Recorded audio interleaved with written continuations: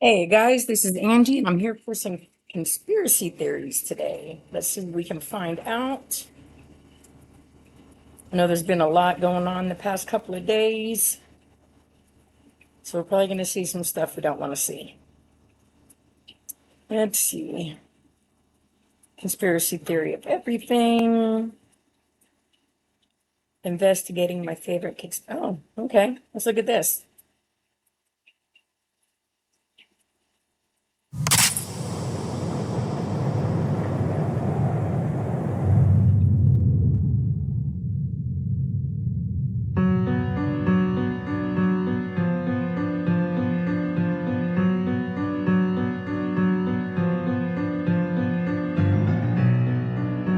What is real? Be obsessed. Even knowing how these tricks work, I'm still No, susceptible to I them. don't want to do that. That's like getting too much into something. Here, let's see the conspiracy theories that we have here on our shorts. So I don't know if you know, but in real life, you have your own conspiracy theory online. I do. Yeah, that you and Emma Mackey are the same person, and you speak French in this film, which she is. Her French is far better than mine. That will put the conspiracy to rest immediately. So I don't know if you know, but in real life, you have your own conspiracy That's theory it? online. I do. Yeah, that you and Emma Mackey are the same. Let's see. The glitter conspiracy. Conspiracy. Oh, let's see this one.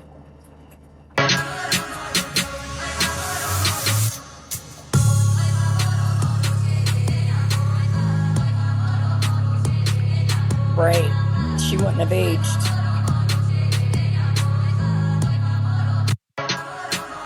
That's it? Oh my goodness. There we go. Yeah, they She found her wasn't after a going- while. Well, she's solo. You know, Bin Laden had a whole network of people protecting him. Yeah, I guess. Yeah.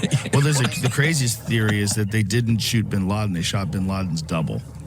Yeah. That's why they got rid of it. Like, there's so many wacko, fucking flat Earth I've heard he's conspiracy in theories out there Argentina about or everything. something like that. Yeah, but some of them are not. Yeah. Yeah, they She found her wasn't after a going- while. Well, she's solo. You know, Bin Laden had a whole network of people protecting him. Yeah, I guess. Yeah. Well, the craziest theory is that they didn't shoot Bin Laden; they shot Bin Laden's double. That's why they.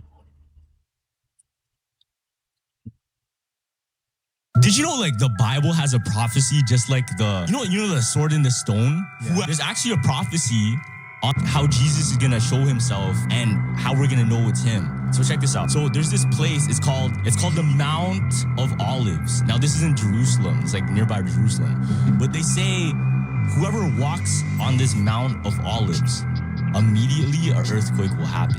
Now check this out, right? Just recently, they studied it, and the tectonic plates of Jerusalem are starting to merge in a way that an earthquake is likely to happen soon. Yeah. Did you know, like, the Bible has a prophecy just like Okay. the sword? What else we got here? What else we got? I like to say I am Charlie Kirk. Put that out there in the very beginning. I am Charlie Kirk.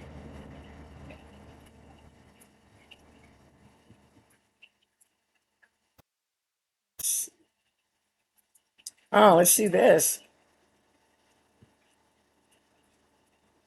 Now, prosecutors have charged Tyler Robinson with the He was such a murder good man. of Charlie Kirk, and the state is seeking the death penalty.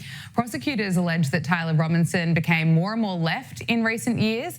We've also, Alex, seen a lot of fake news online. I mean, there were pictures of Tyler Robinson in a Trump shirt that was circulating online that were fake, and people have even tried to cast the suspect as some kind of MAGA person. It's just another disgusting lie.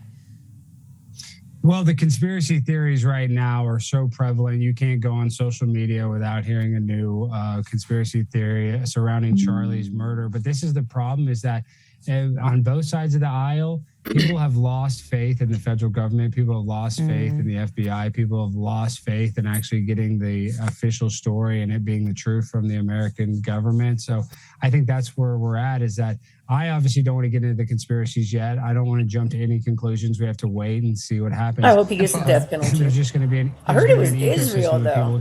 People watch Candace the craziest Owens. conspiracies to get Candace clicks, Owens and breaks that it just down. comes with the territory, sadly. I don't know. But there are some weird things with this, though. Like, I Let's love look Charlie. at hers. Hold on. Obviously, a lot of people love Charlie, but I don't understand how somebody could hate Charlie so much enough to go and brutally murder him in front of thousands of people. Like, it takes a special kind of I guess sickness they were and- like best friends, and she's been talking out. She's been talking out. Let's see. What are they not telling us? Well, it's going to be a heck of a Tuesday for us, guys. Where should we begin? I'll tell you this. Something is not right. Something is not right. And I am going to need you, whoever it is that's listening to this podcast right now, to wake up. Because I am telling you, this is not a battle between left and right. We all thought that at some point. We believed that. You're my enemy. You're my enemy. Yeah. It is not a battle between Russia, Ukraine. I don't care what your political issue of the day is. What is happening right now in the world and what just happened to my friend Charlie Kirk is a battle of sheer evil versus goodness. What do I have for you guys today? Okay, well, first and foremost, the indictment against Tyler Robinson was just released, and I have a lot of questions that I think need to be answered regarding his trans boyfriend, Lance Twiggs. Well, I just spoke to a family member who told me a lot about Lance Twiggs because the media is kind of presenting him as this do-gooder. You might be interested to know that his family has a different perspective. Also, Turning Point employees are contacting me, a lot of them, okay? And I am not liking what I am hearing from them about things that took place leading up to that Hamptons event, some changes at the organization in the months leading up to that event, and what had been happening more broadly at the company over the last year. Speaking of which, Bill Ackman, you may have caught that he responded to me about the Hamptons with a lot of words to really say nothing at all. And I want to be clear, I am not done, okay? I'm coming for everybody. Charlie Kirk's death is really just a beginning. So welcome back.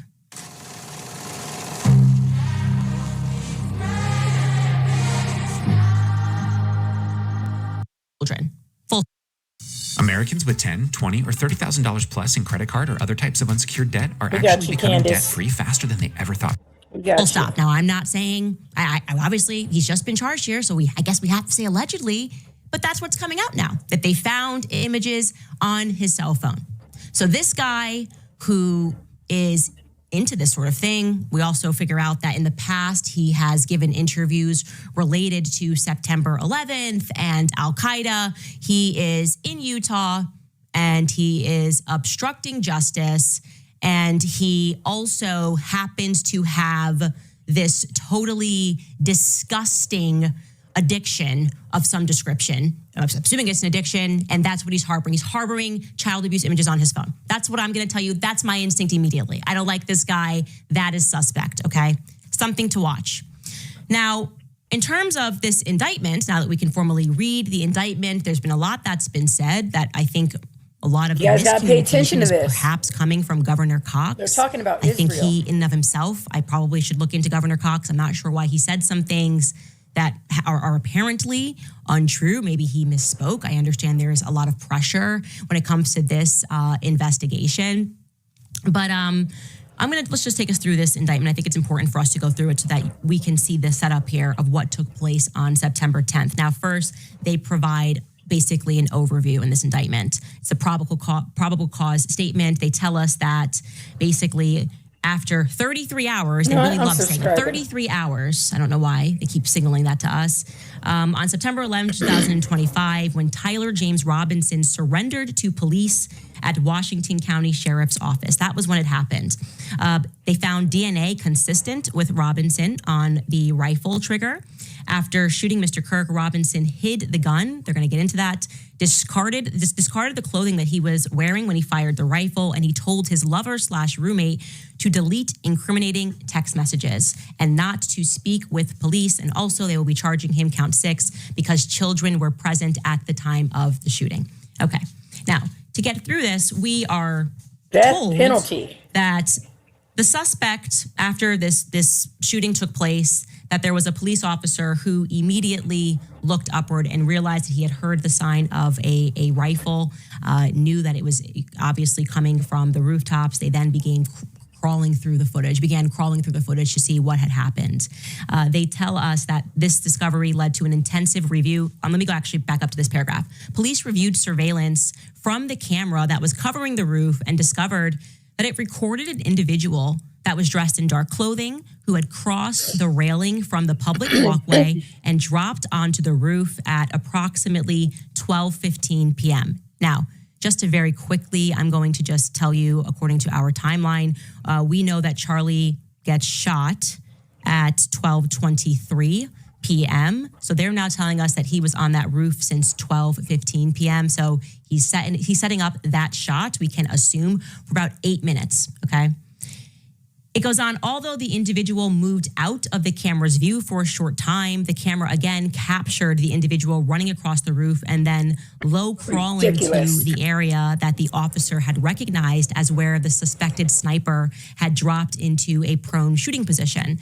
After a short time, which matches the known time of the shot, the individual arose and then ran across the roof to the northeast. So nothing in here implies that he had, taken apart the shotgun. That just seems to be now removed from the narrative altogether.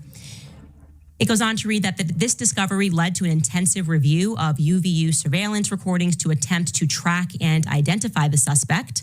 Surveillance revealed the following: that at approximately 11:51 a.m., the suspect had entered campus from the north. He is wearing a black shirt with an American flag in its center, a dark baseball cap, large sunglasses. Throughout the surveillance, the suspect keeps his head down and rarely raises his head enough to get a clear image of his face. As he proceeds across the campus, he is seen walking with an unusual gait. The suspect walks with very little bending in his right leg, consistent with a rifle being hidden in his pants. This unusual gait continues until the suspect is seen crossing the railing off the open walkway and onto the roof, where he leaves the camera's view. Okay, so the first thing I'm going to say is they've only sent us screenshots, right? We've only seen a picture of him coming up the staircase. It looked to me like both his legs were bending. I don't see why they don't just release. Why don't they just release this fully so we can make sure that this is the same person that we see walking across with a limp, right? That footage which was provided by TMZ.